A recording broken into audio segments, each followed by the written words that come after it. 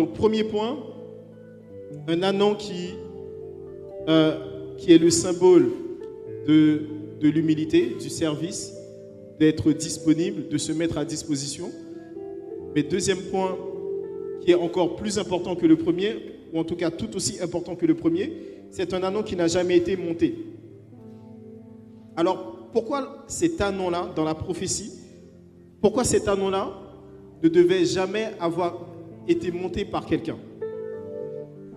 En fait, la réponse est assez claire. L'ânon devait être vierge de tout dressage.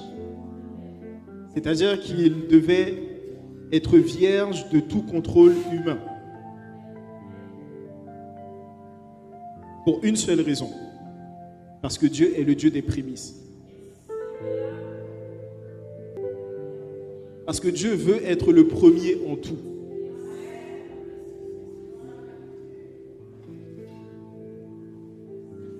Au cas où tu ne l'as pas compris, je le redis autrement. Dieu est un bâtisseur. Amen. Dieu est un bâtisseur.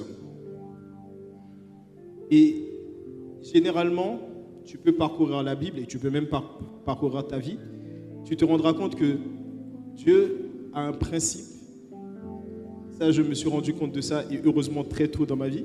Dieu a un principe, c'est qu'il ne bâtit jamais sur un fondement qu'il n'a pas lui-même posé. Dieu ne construit jamais sur une fondation qu'il n'a pas lui-même posée. C'est pour ça qu'on dit qu'il est l'alpha et... Donc si tu veux que Dieu soit l'oméga de ta vie, fais en sorte qu'il soit l'alpha de ta vie également. Commence avec lui. Alors je ne dis pas que, peu importe d'ailleurs l'étape où tu te trouves en ce moment dans ta vie, ce n'est pas trop tard pour inviter Dieu. Mais c'est un petit disclaimer. J'ai un avertissement pour toi. À partir du moment où tu invites Dieu dans ta vie, quel que soit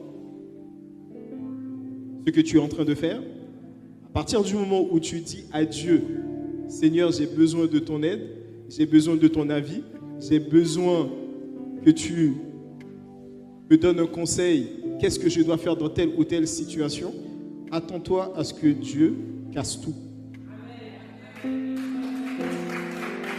Attends-toi à ce que Dieu te dise sûrement, viens, on recommence. Attends-toi à ce que Dieu te dise, c'était pas le bon choix.